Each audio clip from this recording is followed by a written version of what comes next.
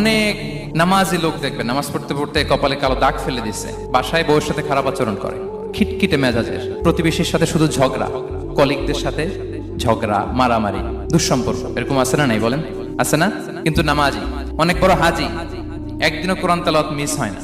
তো এত আবাদত করেও সে ইসলামের আসল এসেন্সটাকে ধরতে পারেনি। বিষ্ণু বললেন সবচেয়ে বেশি জান্নাতে প্রবেশ করাবে যে দুটি আমল, একটি হচ্ছে তাকওয়াল্লাহ, আল্লাহর ভয়, আরেকটি হচ্ছে উত্তম আচরণ, সর্বোত্তম আচরণ। তো আমরা যেন উত্তম আচরণের অধিকারী হই, আমার স্ত্রীর সাথে যেন ভালো আচরণ করি, প্রতিবেশীর সাথে যেন ভালো আচরণ করি, ছেলে মেয়েদের সাথে যেন আমাদের অ্যাটিটিউডটা ভালো থাকে, আচরণটা ভালো থাকে, কলিগের সাথে যেন ভালো থাকে। বিশ্বনবীর আচরণ যেমন ছিল তেমন আচরণ যেন আমরা গড়ে তুলতে পারি। আওয়াজ করে পড়ুন আমিন।